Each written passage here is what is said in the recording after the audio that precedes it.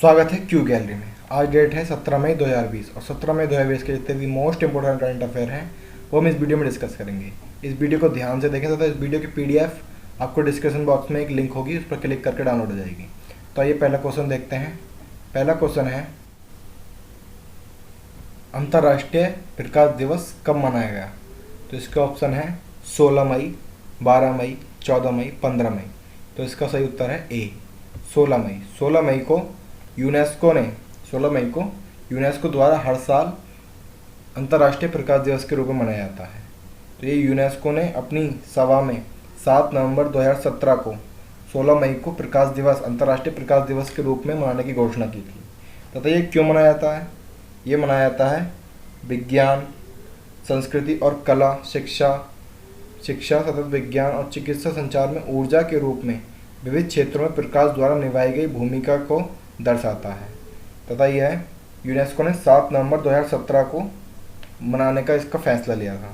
तो ये क्यों मनाया जाता है? ये मनाया जाता है भौतिकी, विज्ञान तथा इंजीनियर थियोडोर मैमन द्वारा 16 मई 1960 को लेजर के पहले सफल संचालन की वर्षगांठ के उपलक्ष्य में ये अंतर्राष्ट्रीय प्रकाश दिवस मनाया जाता है। तो इसे मनाता कौन है? यूनेस्को। तो यूनेस्को का मुख्यालय है पेरिस, फ्रांस में। स्थापना कब हुई थी यूनेस्को की? तो इसकी हुई थी 4 नवंबर 1945। एक क्वेश्चन आता है, भारत इसमें कब सदस्य बना था यूनेस्को का? तो यह है 1946 में। भारत इसका सदस्य 1946 में बना था। तथा यूनेस्को के अध्यक्ष कौन है प्रेजेंट टाइम में? आद्रे अजोले। तो आइए अगला क्वेश्चन देखते हैं। अगला क्वेश्चन है, कौन सा देश है जिसने कोरोना वायरस महामारी के अंत की घोषणा की है? तो इसमें है भारत, इटली, स्लोवेनिया, जर्मनी। तो इसका सही उत्तर है स्लोवेनिया। स्लोवेनिया ने कोरोना महामारी के अंत की घोषणा की है तथा यह पहला यूरोपीय देश बन गया है। बात है स्लोवेनिया की। तो इसकी राजधानी है जुब्लजाना, मुद्रा है यूरो और राष्ट्रपति हैं इस टाइम में दानिलो तुर्क और प्रधानमंत्री हैं जनेज जानसा। तो स्लोवेनिया पहला देश बन गया है यूरोप का जिसने कोरोना वायरस महामारी के अंत की घोषणा की है। तो आइए अगला क्वेश्चन देखते हैं। अगला क्वेश्चन है, किस संस्थान ने कोविड-19 महामारी से लड़ने में मदद के लिए 2 उत्पादों का विकास किया है? ऑप्शन है A, national institute of pharmaceutical education and research, Nalanda college of pharmacy, A, B, कोई नहीं। तो इसका सही उत्तर है national institute of pharmaceutical education and research. तो इन्होंने महामारी से लड़ने में मदद करने के लिए 2 उत्पादों का विकास किया है, जिसमें से पहला है एक 3D print hands free object है, जिसका उपयोग आप दरवाजे खोलने, खिड़कियां खोलने तथा बंद करने में मदद किया जाएगा। तो दूसरा उत्पादन है कोरोना वायरस के प्रसार को नियंत्रित करने के लिए एक 3D मुद्रित रोगाणुरोधक फेस शील्ड है। तो इसका ऑप्शन है ए। तो आइए अगला क्वेश्चन देखते हैं। ई नाम प्लेटफॉर्म में कितने राज्य 1000 मंडियों तक पहुंच गए हैं? तो इसका सही ऑप्शन है डी, 18 राज्य। ई नाम प्लेटफॉर्म 18 राज्य और 3 केंद्र शासित प्रदेश मिलाकर 1000 मंडियों तक पहुंच गया है। 15 मई 2020 को 38 अतिरिक्त यानी कि और मंडियों को ई नाम प्लेटफॉर्म के साथ एकत्रित कर लिया गया है। तो ये नई मंडी जो है 38 नई मंडी हैं। इसमें मध्य प्रदेश की 19 हैं, तेलंगाना की 10 हैं, महाराष्ट्र की 4 और गुजरात की 1, हरियाणा की 1, पंजाब की 1, केरल की 1, जम्मू कश्मीर की 1 मंडी शामिल है। तो ये ई नाम क्या है?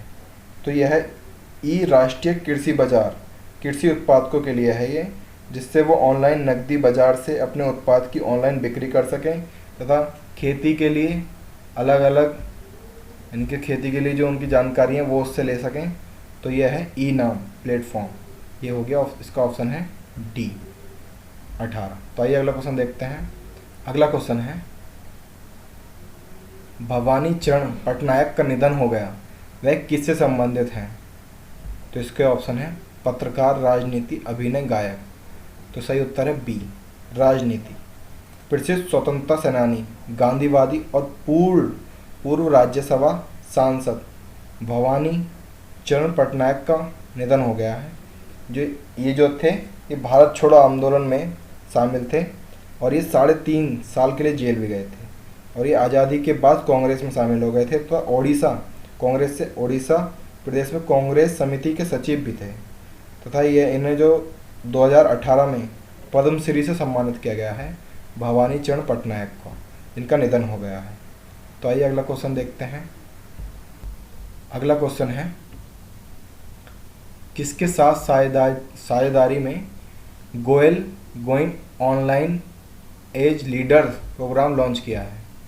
तो यह है फेसबुक के साथ। जनजाति मामलों के मंत्री जो हैं अर्जुन मुंडा ने फेसबुक के साथ साझेदारी में गोइंग ऑनलाइन एज लीडर कार्यक्रम लॉन्च किया है। और ये क्यों लॉन्च किया है? ये आदिवासी युवाओं को मेंटरशिप प्रदान करने के लिए बनाया गया है, जिससे डिजिटल रूप में से सक्षम कार्यक्रम आदिवासी युवाओं की छिपी हुई प्रतिभाओं को पता लगाने के लिए बनाया गया है, जो व्यक्तिगत विकास में मदद करेगा। तो ये साझेदारी करी है फेसबुक के साथ। तो आइए अगला क्वेश्चन देखते हैं। अगला क्वेश्चन है, किसने ICGS और दो इंटरसेप्टर नाव C450 और C451 कमीशन की है, यानी कि किस लॉन्च किया है? तो इसमें ऑप्शन है नरेंद्र मोदी, राजनाथ सिंह, निर्मला सीतारमण, कोई नहीं। तो इसका सही उत्तर है राजनाथ सिंह।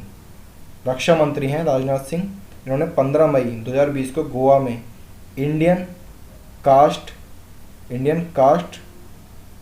गार्डशिप यानी कि इंडियन कास्ट गार्डशिप संचेत और दो इंटरसेप्टर नाव C450 तथा C451 इन्हें लॉन्च की हैं इन्होंने। तो ये ICGS संचेत पाँच जो है अपतटीय गश्ती जहाज़ों की श्रृंखला में पहला है। इसे गोवा शिपयार्ड लिमिटेड द्वारा स्वदेशी रूप से डिज़ाइन और निर्मित किया गया है और इसको अत्याधुनिक संचार और नेविगेशन उपकरणों से सजाया गया है, यानी कि लगाए गए हैं इसमें। तो ये कहाँ हुआ है? ये हुआ था गोवा में। तो गोवा का राज्य पशु है गौर, राज्य पक्षी है पीले गले वाली बुलबुल और राष्ट्रीय उद्यान है भगवान महावीर राष्ट्रीय उद्यान। तो आइए अगला क्वेश्चन देखते हैं। कब landing craft utility ship INLCU L57 को भारतीय नौसेना में लिया गया है? तो ये आपके ऑप्शन है 16 मई, 17 मई, 15 मई या 14 मई। तो इसका सही उत्तर है 15 मई को। 15 मई को landing craft utility ship INLCU L57 को भारतीय नौसेना में लिया गया है। तो ये 15 मई को लिया गया है।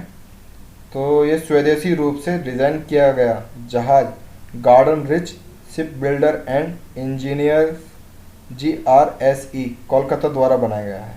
यह नौसेना में शामिल होने वाला 7वां landing craft utility LCU MK4 वर्ग का है और इसमें जो है क्षमता है 160 सैनिकों को ले जाने की क्षमता है इसमें 160।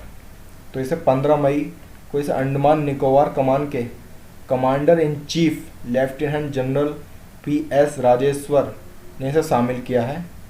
तो इसे शामिल किया है 15 मई को। तो आइए अगला क्वेश्चन देखते हैं। अगला क्वेश्चन है, किसने DTIS लॉन्च को मंजूरी दी है? ऑप्शन है नरेंद्र मोदी, हर्षवर्धन, निर्मला सीतारमण, राजनाथ सिंह। तो इसका सही उत्तर है राजनाथ सिंह। तो रक्षा मंत्री राजनाथ सिंह ने रक्षा परीक्षण अवसंरचना योजना defence testing infrastructure scheme DTIS, इसकी फुल फॉर्म है डिफेंस टेस्टिंग इंफ्रास्ट्रक्चर स्कीम के लॉन्च को मंजूरी दी है। इसमें 400 करोड़ रुपए का परिव्यय है और इस क्षेत्र के लिए अत्याधुनिक परीक्षण बुनियाद ढांचे का निर्माण करेगा। यह योजना 5 साल की अवधि के लिए चलेगी और इसमें निजी उद्योग के साथ साझेदारी में 6 से 8 नई परीक्षण सुविधाएं स्थापित करने की योजना है? तो इसका ऑप्शन है राजनाथ सिंह। राजनाथ सिंह ने DTIS को लॉन्च को मंजूरी दी है। तो अगला क्वेश्चन देखते हैं। सरकार ने समुद्री और अंतर्देशीय मत्स्य पालन के विकास के लिए कितने करोड़ रुपए की प्रधान आवास योजना शुरू की है? तो इसका ऑप्शन है 40,000 करोड़, 20,000 करोड़, 35,000 करोड़ या 50,000 करोड़। तो इसका सही उत्तर है बी, 20,000 करोड़। सरकार समुद्री और अंतर्देशीय मत्स्य पालन के विकास के लिए 20,000 करोड़ रुपए की प्रधानमंत्री आवास योजना शुरू करेगी। इसमें 11,000 करोड़ रुपए समुद्री अंतर्देशीय मत्स्य और जलीय कृषि गतिविधियों में लगाए जाएंगे। इसमें 55 लाख से अधिक व्यक्तियों को रोजगार मिलेगा। तो ये इसका ऑप्शन है ऑप्शन बी। तो आइए अगला देखते हैं। अगला क्वेश्चन है, कल का क्वेश्चन है ये, कल का, कि किस राज्य ने होप नाम के एक पोर्टल लॉन्च किया है? तो इसका उत्तर है उत्तराखंड। तो इसका उत्तर है उत्तराखंड। तो आइए आपके लिए जो आज का क्वेश्चन है वो क्या है देखते हैं। किसने नया गीत यूनाइटेड वी फाइट लॉन्च किया है? ये आज का सवाल है। अगर आपको पता है तो कमेंट बॉक्स में इसका जवाब दें, और अगर वीडियो अच्छी लगी हो तो प्लीज़ सब्सक्राइब करें तथा एक लाइक करें वीडियो को। इसी के साथ वीडियो ख़त्म होती है। धन्यवाद।